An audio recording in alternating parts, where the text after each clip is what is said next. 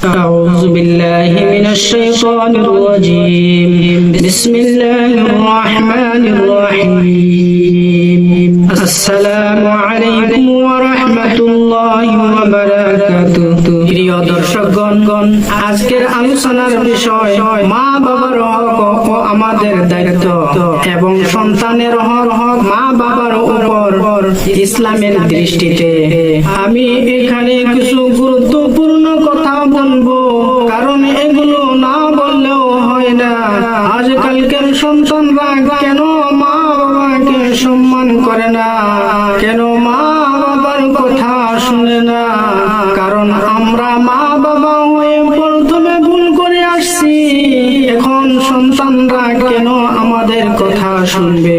আমি প্রথমে সন্তানদের উপরে মা বাবার হককে নিয়ে কিছু কথা বলবো, তারপর বলবো মা বাবার উপরে সন্তানদের কি হক রয়েছে।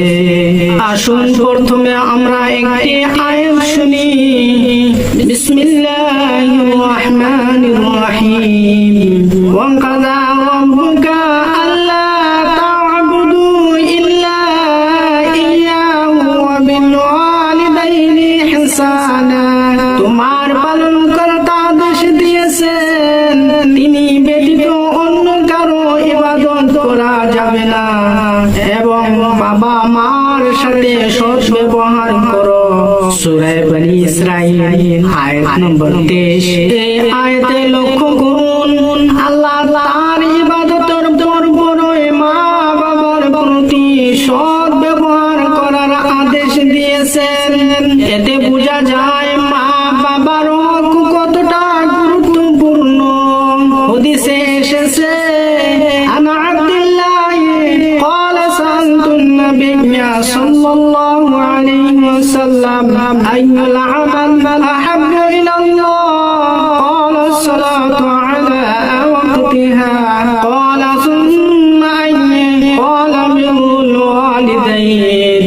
আব্দুল্লাহ রাদিয়াল্লাহু তাআলা আনহু বলেন, আমি রাসূলুল্লাহ সাল্লাল্লাহু আলাইহি ওয়াসাল্লামকে জিজ্ঞেস করলাম, হে আল্লাহর রাসূল, আল্লাহর কাছে কোন আমলটি সবচেয়ে বেশি প্রিয়?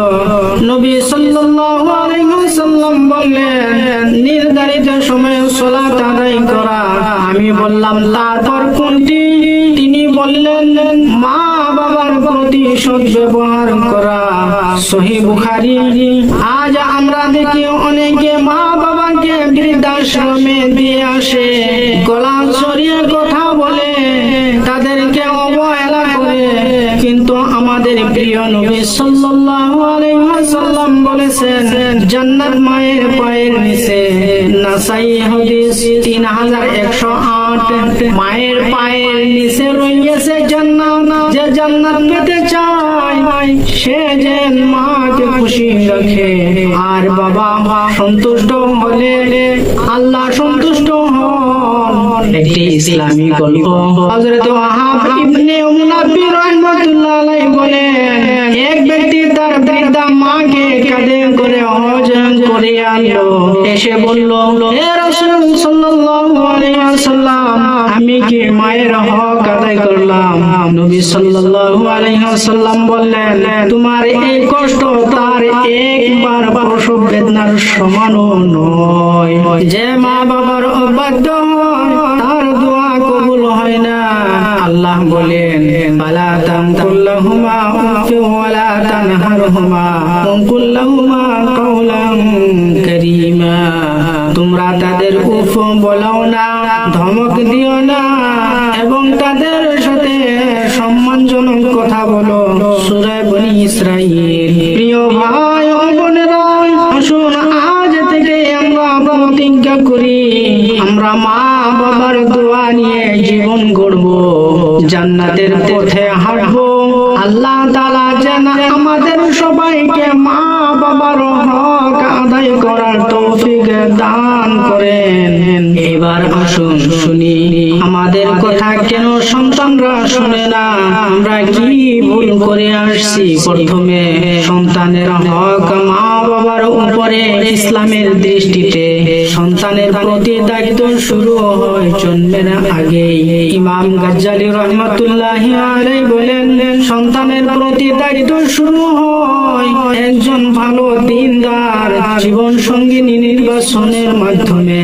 অর্থাৎ যদি কেউ এমন স্ত্রীর সাথে বিবাহ করে যে দিনদার নয়, তাহলে ভবিষ্যতে প্রজন্ম বিভ্রান্ত হওয়ার আশঙ্কা থাকে।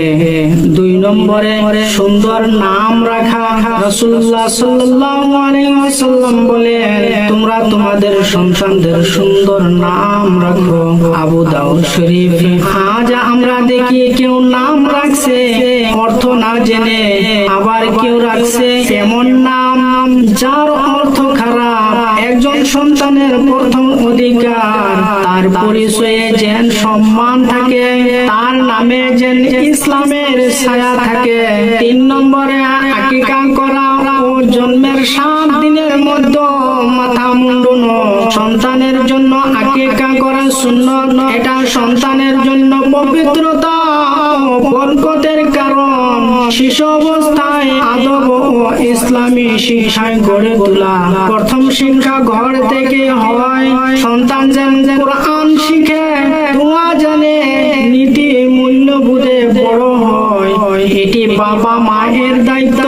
এখন বলেন তো দেখি, কয়জন মা বাবা এমন আছেন যে নিজের সন্তানকে শিক্ষা দিয়েছেন? হ্যাঁ বলবেন, আমার সন্তানকে আমি বড় স্কুলে পড়াইছি লিখাইছি।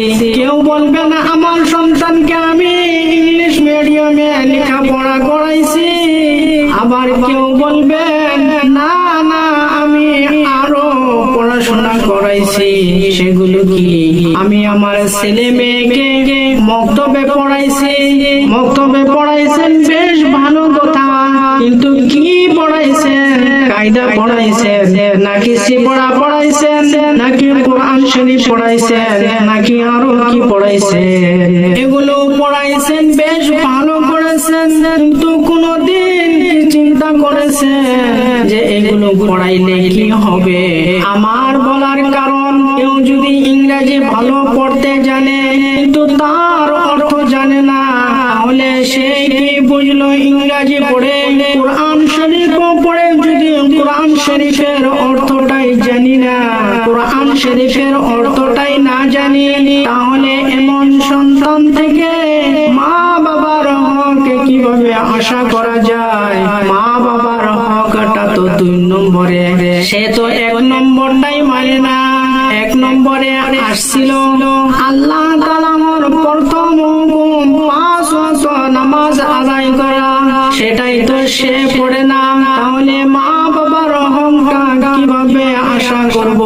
5 নম্বরে সন্তানদের সঙ্গে ন্যায় বিচার করা, অবহেলা না করা। একাধিক সন্তান থাকলে কারো প্রতি পক্ষপাতী নয়। রাসূলুল্লাহ সাল্লাল্লাহু আলাইহি ওয়াসাল্লাম বলেন, তোমরা তোমাদের সন্তানদের মধ্যে ন্যায় বিচার করো। সহিহ মুসলিম। 6 নম্বর, সন্তানের জন্য ভালো দোয়া করা, বদ দোয়া না করা। সন্তানের উপর রাগ করে কখনো বদ দোয়া করা যাবে না। হাদিসে এসেছে 3টি দোয়া কবুল হয়, যার মধ্যে একটি হলো পিতা মাতার দোয়া তাদের সন্তানের জন্য। তিরমিজি। 7 নম্বর, সন্তান সাবালক হলে তাকে নেক বানানোর চেষ্টা করা। যদি সন্তান নামাজ পড়ে না, ভুল করে, তাকে ধৈর্য সহ বোঝানো, হেদায়েতের জন্য দোয়া করা, হালাল রাস্তায় গড়ে তোলা, এটা দায়িত্ব।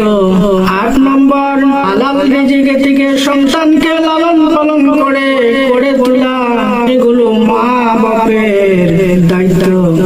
এইগুলো যদি মা বাপে ভালোভাবে যদি আদায় না করেন, তাহলে কিয়ামতের দিন আপনাদের জবাবদিহি হবে, আল্লাহর কাছে জবাব দিতে হবে। আমি আজকে এখানে শেষ করছি। ভবিষ্যতে এই নিয়ে মা বাবা এবং সন্তান নিয়ে আগে আরো কথা বলবো। আসসালামু আলাইকুম ওয়া রাহমাতুল্লাহি ওয়া বারাকাতুহু।